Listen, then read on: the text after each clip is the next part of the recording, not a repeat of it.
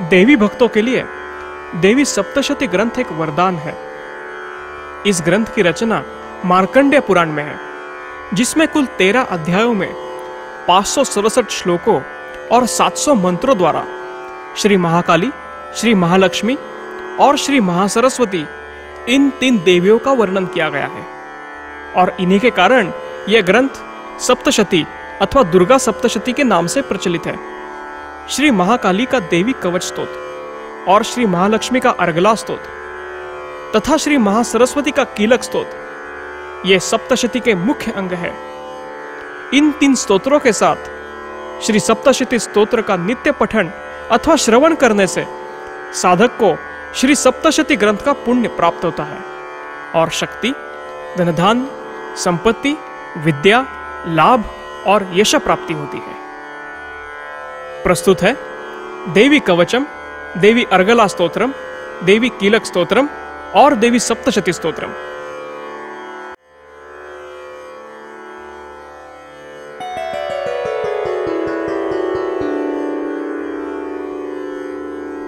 अथ चण्डीकवचम्।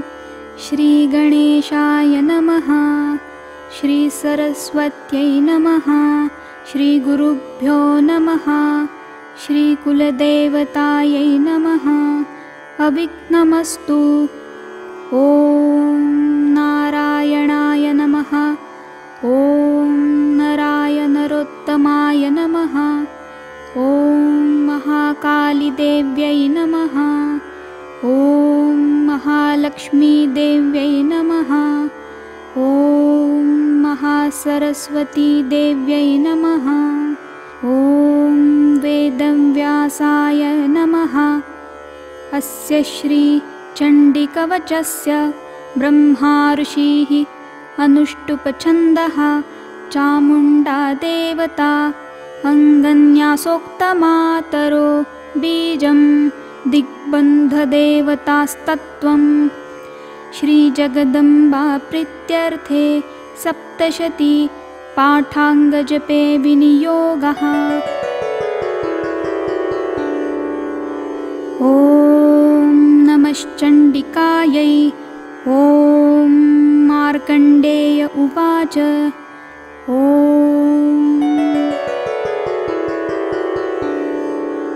यद्गुह्यं परमल्लोके सर्वरक्षाकरं नृणां यन्यकस्यचिदाख्यातं तन्मे ब्रूहि पितामह।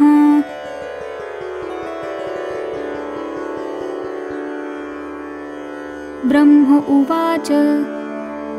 अस्ति गुह्यतमं विप्र सर्वभूतोपकारकं देव्यास्तु कवचं पुण्यं तच्छृणुष्व महामुने। प्रथमं शैलपुत्री च द्वितीयं ब्रह्मचारिणी तृतीयै चन्द्रघण्टेति कुष्माण्डेति चतुर्थकम्। पंचमं स्कन्दमातेति षष्ठं कात्यायनीति च सप्तमं कालरात्रिश्च महागौरीति चाष्टमम्। नवमं सिद्धिदात्री च नवदुर्गा प्रकीर्तितः उक्तान्येतानि नामानि ब्रह्मणैव महात्मना। अग्निना दह्यमानस्तु शत्रुमध्ये गतोरणे विषमे दुर्गमे चैव भयार्ताः शरणं गताः। न तेषां जायते किञ्चित् अशुभौ रणसङ्कटे नापदन्तस्य पश्यामि शोकदुःखभयं नहि। यैस्तु भक्त्या स्मृता नूनं तेषां सिद्धिप्रजायते। ये त्वां स्मरान्ति देवेशि रक्षसे तान्न संशयः। प्रेतसंस्था तु चामुण्डा वाराही महिषासना ऐन्द्री गजसमारूढा वैष्णवी गरुडासना। माहेश्वरी वृषारूढा कौमारी शिखिवाहना। लक्ष्मी पद्मासना देवी पद्महस्ता हरिप्रिया। श्वेतरूपधरा देवी ईश्वरी वृषवाहना। ब्राह्मी हंससमारूढा सर्वाभरणभूषिता। इत्येता मातरः सर्वाः सर्वयोगसमन्विताः। नानाभरणशोभाढ्या नानारत्नोपशोभिताः। दृश्यन्ते रथमारूढा देव्यक्रोधसमाकुलाः। शङ्खचक्रं गदां शक्तिं हलैं च मुसलायुधम्। खेटकं तोमरं चैव परशुं पाशमेव च। कुन्तायुधं त्रिशूलं च शार्ङ्गमायुधमुत्तमम्। दैत्यानां देहनाशाय भक्तानाम् अभयाय च। धारयन्त्यायुधा नित्यं देवानां च हिताय वै। नमस्तेऽस्तु महारौद्रे महाघोरपराक्रमे। महाबले महोत्साहे महाभयविनाशिनी। त्राहि मां देवि दुष्प्रेक्ष्ये शत्रूणां भयवर्धिनी। प्राच्यां रक्षतु मामेन्द्री आग्नेयामग्निदेवता। दक्षिणे वतु वाराहि नैऋत्यां खड्गधारिणी। प्रत्यञ्चां वारुणी रक्षेत् वायव्यां मृगवाहिनी। उदीचां पातु कौमारी ईशान्या शूलधारिणी। ऊर्ध्वं ब्रह्माणि मे रक्षेत् हस्तात् वैष्णवी तथा। एवं दश दिशो रक्षेत् चामुण्डा शववाहना। जया मे अग्रतस्थातु विजया स्थातु पृष्ठतः। अजिता वामपार्श्वे तु दक्षिणे चापराजिता। शिखां मे द्योतिनी रक्षेत् उमा मूर्ध्नि व्यवस्थिता। मालाधारी ललाटे च भ्रुवो रक्षेत् यशस्विनी। त्रिनेत्रा च भ्रुवोर्मध्ये यमघण्टां च नासिके। शङ्खिनी चक्षुषोर्मध्ये श्रोत्रयोर्द्वारवासिनी। कपोलौ कालिका रक्षेत् कर्णमूले तु शाङ्करी। नासिकायां सुगन्धा च उत्तरोष्ठे च चर्चिका। अधरे चामृतकला जिह्वायां च सरस्वती। दन्तान् रक्षतु कौमारी कण्ठमध्ये तु चण्डिका। घण्टिकाय चित्रघण्टाय च महामाया च तालुके।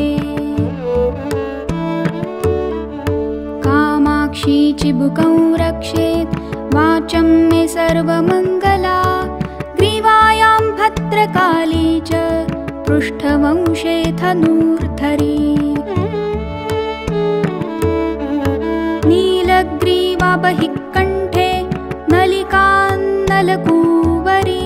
स्कन्धयोः खड्गिनी रक्षेत् बाहु मे वज्रधारिणी। हस्तयोर्दण्डिनी रक्षेत् अम्बिका चाङ्गुलिस्तथा। नखाञ्चूलेश्वरी रक्षेत् कुक्षो रक्षेत् कुलेश्वरी। स्तनौ रक्षेन्महादेवी मनश्शोकविनाशिनी हृदये ललिता देवी उदरे शूलधारिणी नाभौ च कामिनी रक्षेत् गुह्यं गुह्येश्वरी तथा पूतना कामिका मेढ्रं गुदे महिषवाहिनी कट्यां भगवती रक्षेत् जानुनी विन्ध्यवासिनी जङ्गे महाबला प्रोक्ता सर्वकामप्रदायिनी गुल्फयोर्नारसिंही च पादौ चामिततेजसी पादाङ्गुलीषु श्रीरक्षेत् पादाधस्थलवासिनी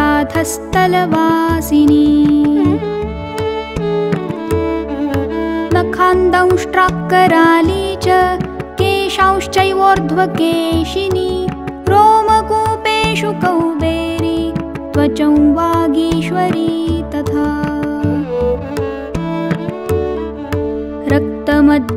रक्तमज्जावसामांसान् अस्थिमेदांसि पार्वती अन्त्राणि कालरात्रिश्च पित्तै च मुकुटेश्वरी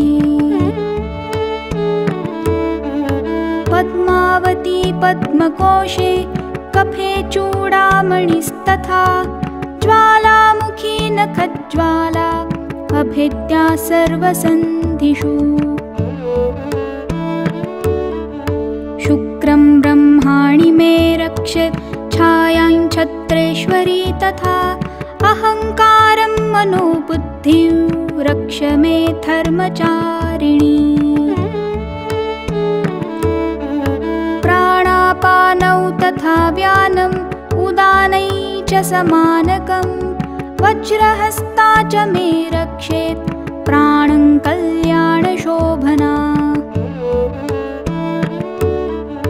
रसे रूपे च गन्धे च शब्दे स्पर्शे च योगिनी सत्त्वं रजस्तमश्चैव रक्षेन्नारायणी सदा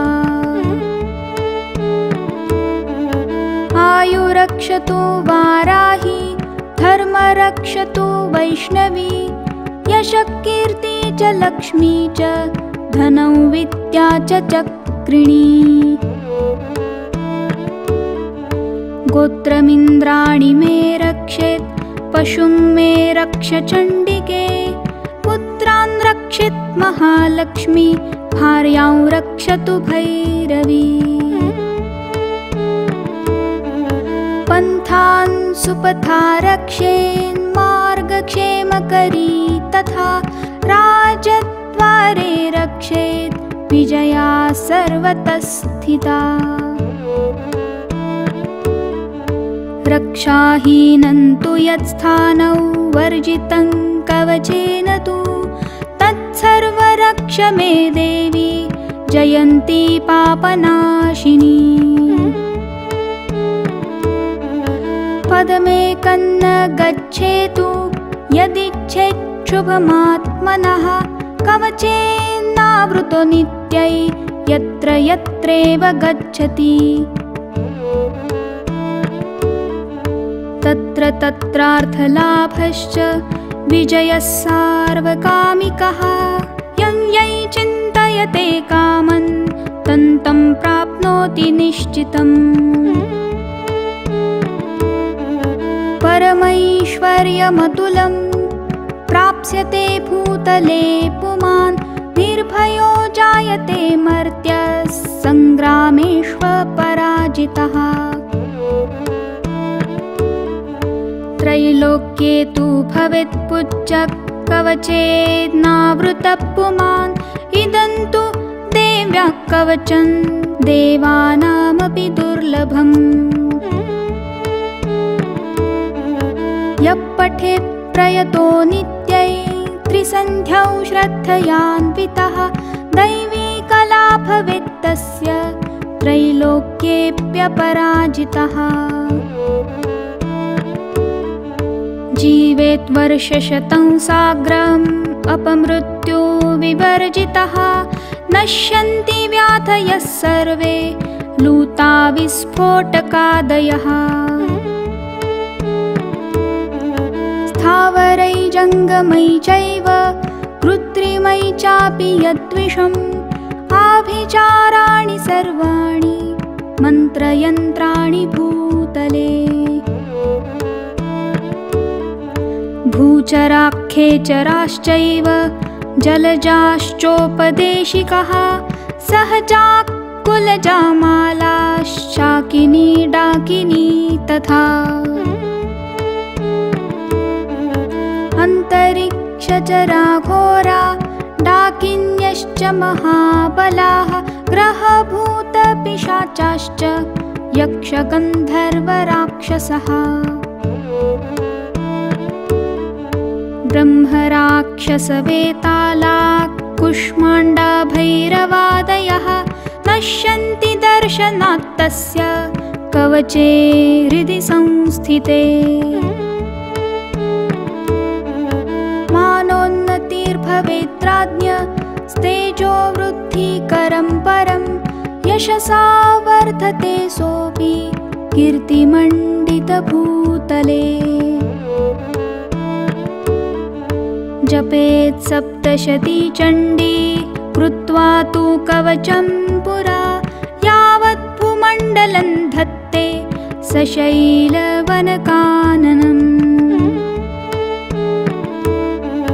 तावत् तिष्ठति मेदिन्यां सन्ततिपुत्रपौत्रिकी देहान्ते परमौ स्थानै यत्सुरैरपि दुर्लभम्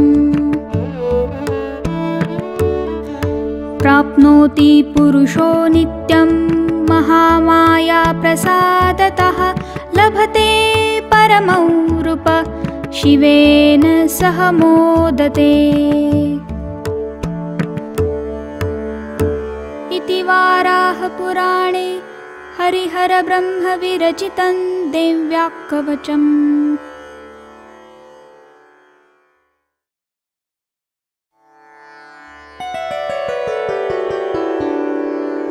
अस्य श्री अर्गलास्तोत्रमन्त्रस्य विष्णुऋषिः अनुष्टुप्छन्दः श्रीमहालक्ष्मीर्देवता श्रीजगदम्बा प्रीतये सप्तशती पाठाङ्गजपे विनियोगः।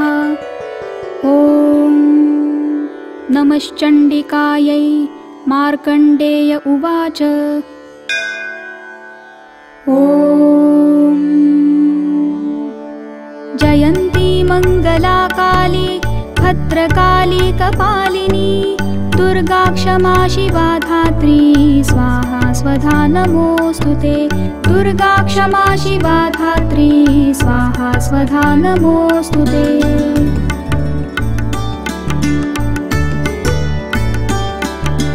जय त्वं देवी चामुण्डे जय भूतार्तिहारिणी। जय त्वं देवी चामुण्डे जय भूतार्तिहारिणी। जय सर्वागते देवी कालरात्रि नमोऽस्तुते। जय सर्वागते देवी कालरात्रि नमोऽस्तुते।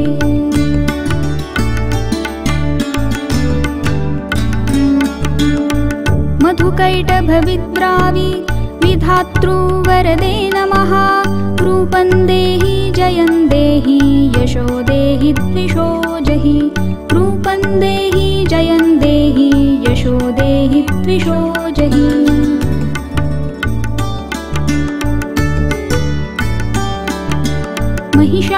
महिषासुरनिर्नाशी विधात्री वरदे नमः।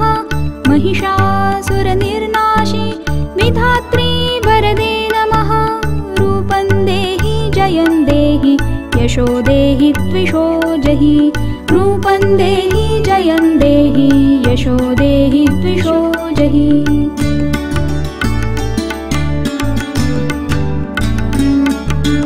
रक्तबीजवधे देवी चण्डमुण्डविनाशिनी। रूपं देहि जयं देहि यशो देहि द्विषो जहि। रूपं देहि जयं देहि यशो देहि द्विषो जहि।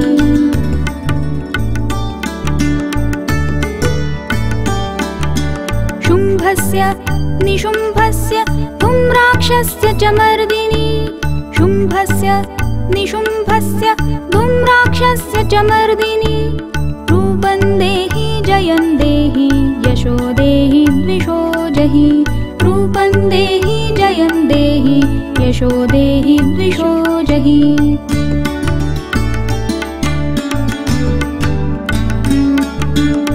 वन्दिताङ्घ्रियुगे देवी सर्वसौभाग्यदायिनी रूपं देहि जयं देहि यशो देहि द्विषो जहि रूपं देहि जयं देहि यशो देहि द्विषो जहि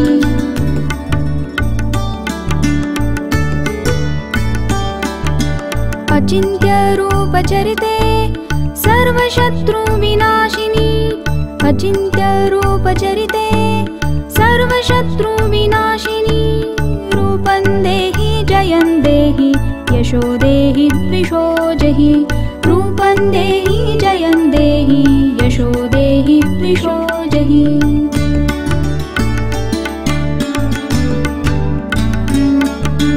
न तेभ्यः सर्वदा भक्त्या चण्डिके दुरितापहे रूपं देहि जयं देहि यशो देहि द्विषो जहि रूपं देहि जयं देहि यशो देहि द्विषो जहि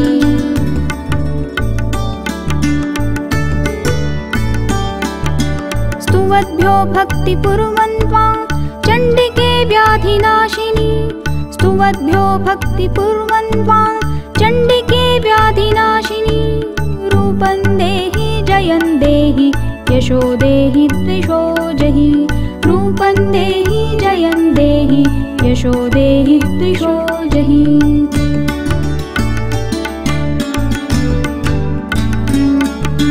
चण्डिके सततं ये त्वामर्चयन्तीह भक्तितः रूपं देहि जयं देहि यशो देहि द्विषो जहि रूपं देहि जयं देहि यशो देहि द्विषो जहि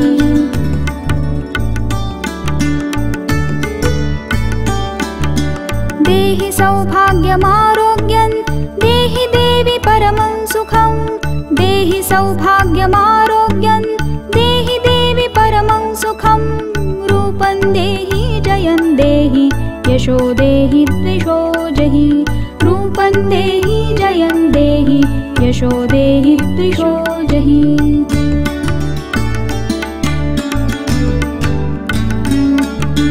विधेहि द्विषतान्नाशं विधेहि बलमुच्चकैः रूपं देहि जयं देहि यशो देहि द्विषो जहि रूपं देहि जयं देहि यशो देहि द्विषो जहि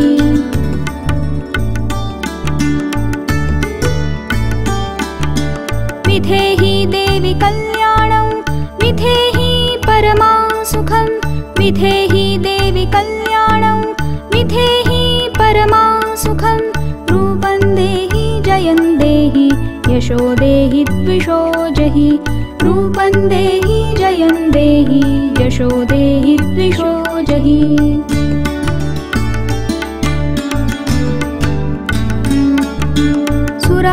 सुरासुरशिरोरत्न निकृष्टचरणेऽम्बिके रूपं देहि जयं देहि यशो देहि द्विषो जहि रूपं देहि जयं देहि यशो देहि द्विषो जहि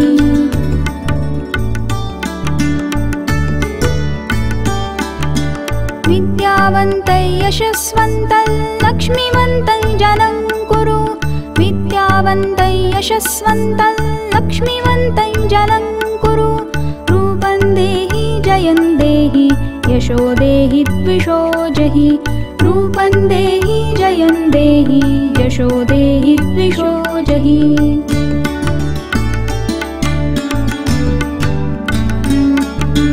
प्रचण्डदैत्यदर्पघ्ने चण्डिके प्रणताय मे रूपं देहि जयं देहि यशो देहि द्विषो जहि रूपं देहि जयं देहि यशो देहि द्विषो जहि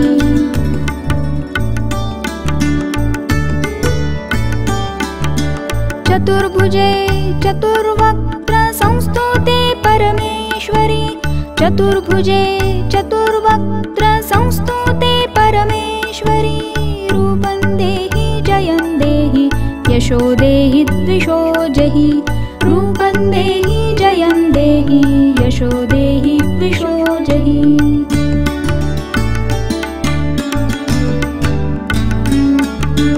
कृष्णेन संस्तुते देवी शश्वद्भक्त्या त्वमम्बिके रूपं देहि जयं देहि यशो देहि द्विषो जहि रूपं देहि जयं देहि यशो देहि द्विषो जहि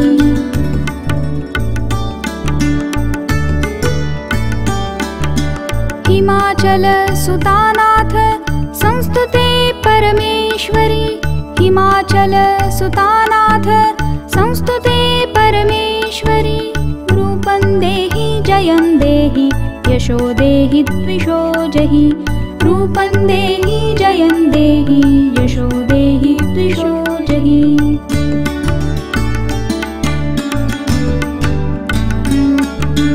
इंद्राणीपति सद्भाव पूजिते परमेश्वरी रूपं देहि जयं देहि यशो देहि द्विषो जहि रूपं देहि जयं देहि यशो देहि द्विषो जहि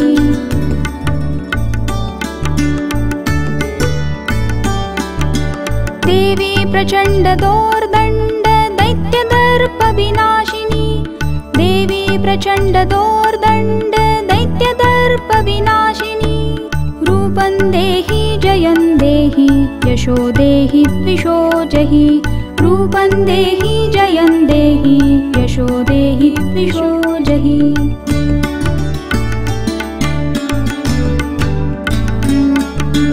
देवी भक्तजनोत्ताम दत्तानन्दोदयेऽम्बिके रूपं देहि जयं देहि यशो देहि द्विषो जहि रूपं देहि जयं देहि यशो देहि द्विषो जहि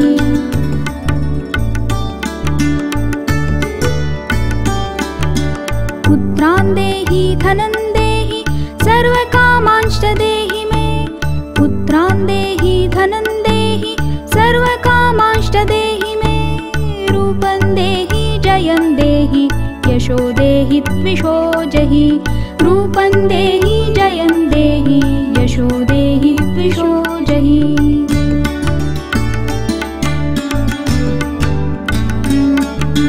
पत्नीं मनोरमां देहि मनोवृत्तानुसारिणीं तारिणीं दुर्गसंसारसागरस्य कुलोद्भवां तारिणीं दुर्गसंसारसागरस्य कुलोद्भवाम्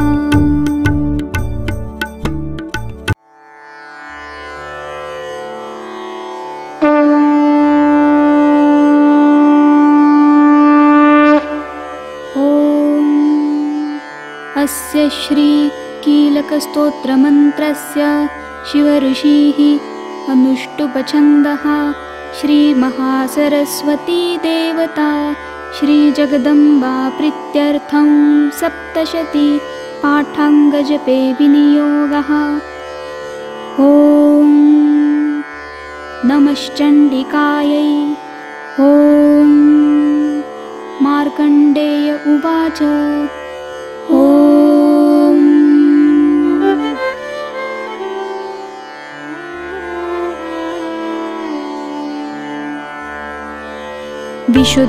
विशुद्धज्ञानदेहाय त्रिवेदी दिव्यचक्षुषे श्रेयप्राप्तिनिमित्ताय नमः सोमार्थधारिणे।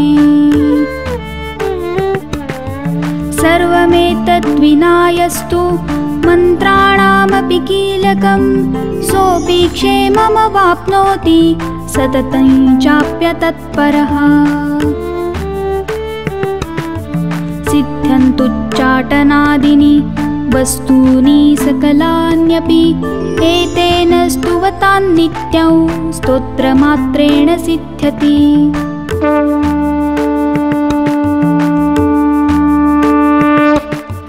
न मन्त्रो नौषधं तत्र न किञ्चिदपि विद्यते विना चाप्येन सिद्ध्येत सर्वमुच्चाटनादिकम्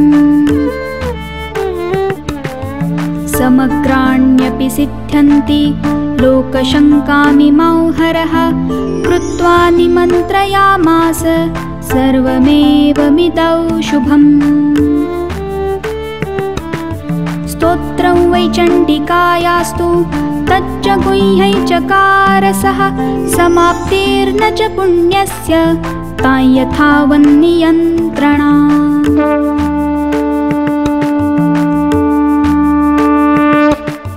सोऽपि क्षेममवाप्नोति सर्वमेवन्न संशयः कृष्णायां वा चतुर्दश्याम् अष्टम्यां वा समाहितः ददाति प्रतिगृह्णाति नान्यथैषा प्रसीदति इत्थं रूपेण कीलेन महादेवेन कीलितम् यो निष्किलां विधायैनां नित्यै जपति सुस्फुटं स सिद्धः स गणः सोऽपि गन्धर्वो जायते वने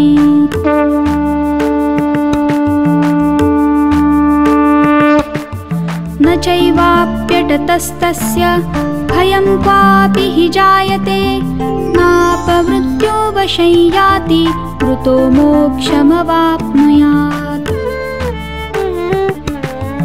ज्ञात्वा प्रारभ्य कुर्वीत ह्यकुर्वाणो विनश्यति ततो ज्ञात्वैव सम्पन्नमिदं प्रारभ्यते बुधैः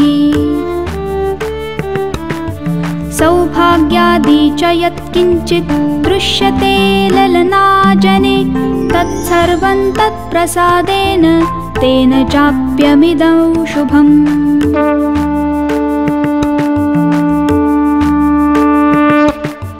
शनैस्तु जप्यमानेऽस्मिन् स्तोत्रे सम्पत्तिरुच्चकैः भवत्येव समग्रापि ततः प्रारभ्यमेव तत् ऐश्वर्यै यत्प्रसादेन सौभाग्यारोग्यसम्पदः शत्रुहानिपरो मोक्षः स्तूयते सा न किञ्जनैः इति श्रीभगवद्याकीलकस्तोत्रम्।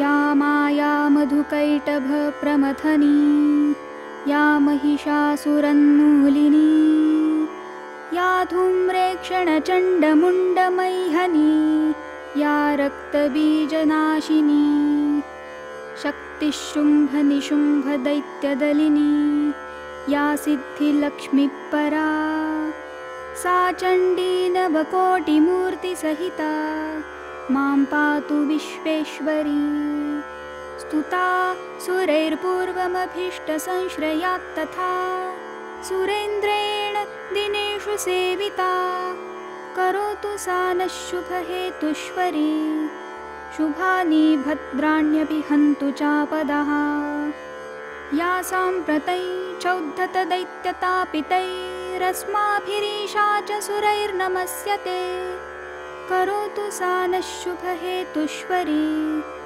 शुभानि भद्राण्यपि हन्तु चापदः या च स्मृता तत्क्षणमेव हन्ति नः सर्वापदो भक्तिविनम्रमूर्तिभिः करोतु सा नः शुभहेतुष्वरी शुभानि भद्राण्यपि हन्तु चापदः सर्वबाधाप्रशमनं त्रैलोक्यस्याखिलेश्वरी एवमेव त्वया कार्यमस्मद्वैरिविनाशनम् सर्वमङ्गलमाङ्गल्ये शिवे सर्वार्थसाधिके शरण्ये त्र्यम्बके गौरी नारायणी नमोऽस्तुते सृष्टिस्थितिविनाशानां शक्तिभूते सनातनी गुणाश्रये गुणमये नारायणी नमोऽस्तुते शरणागतदीनार्तपरित्राणापरायणे सर्वस्यार्तिहरे देवी नारायणी नमोऽस्तुते। सर्वस्वरूपे सर्वेशे सर्वशक्तिसमन्विते भयेभ्यस्त्राहि नो देवी दुर्गे देवी नमोऽस्तुते।